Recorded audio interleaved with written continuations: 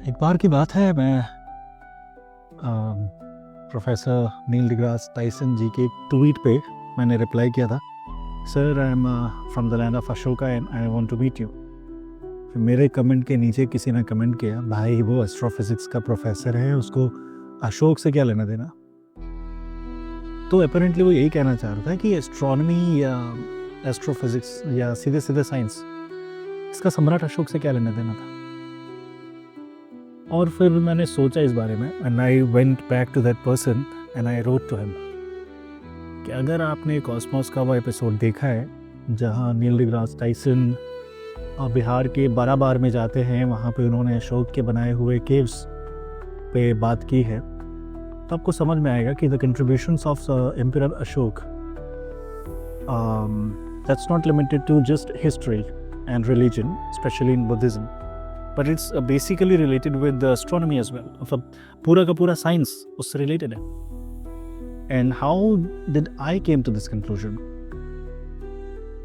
क्योंकि मैं सांची आया.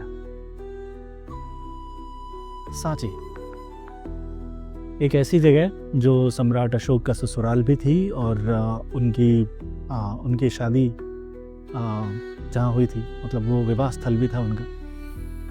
वहाँ उन्होंने भगवान बुद्ध के अवशेषों को रखने के लिए एक जगह बनाई, एक हेमिस्फेरिकल स्तूप बनाया ईंटों से, जिसको बाद में जाके इनलार्ज कर दिया गया. वो स्तूप अभी यहाँ है मेरे सामने.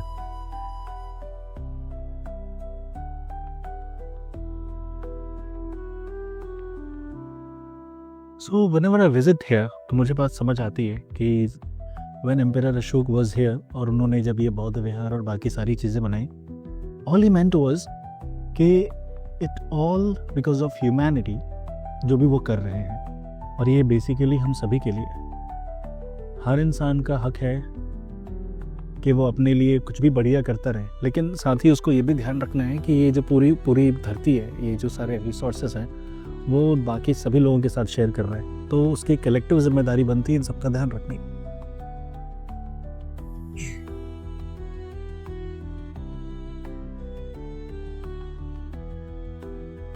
That's where I think Emperor Ashok's contribution is vital. आइए आज हम घूमते हैं सांची का स्तूप.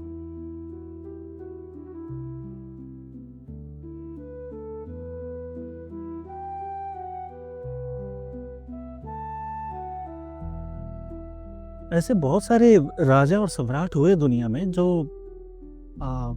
मान के चलें कि शुरू से ही हमेशा से अच्छे राजा माने जाते थे.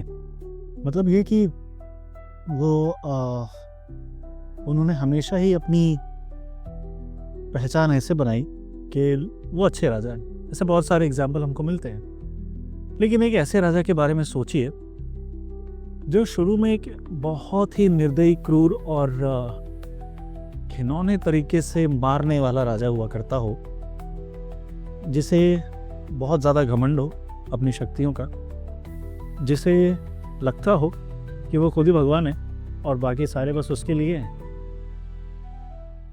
फिर उस राजा ने पूरी दुनिया पे विजय प्राप्त करने की कोशिश की,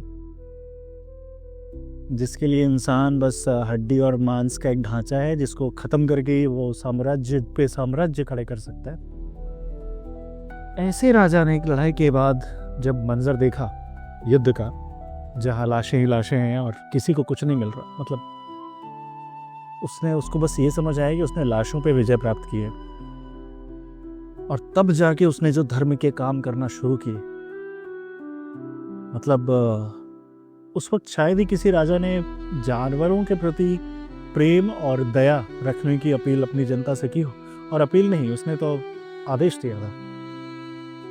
उसके आदेश आज भी उनके पिलर्स के रूप में, उसके अभिलेखों के रूप में हमारे सामने हैं.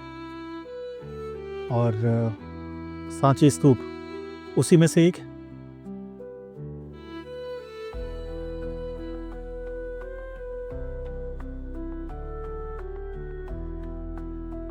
हम इंसानों ने अपने सहूलियत के लिए और जीवन आसान बनाने के लिए बहुत सारे आविष्कार किए, बहुत सारी खोजें की हैं. और एस्ट्रोनॉमी एक बहुत ही सशक्त माध्यम रहा है उनमें से बहुत सारी बड़ी खोजों के पीछे.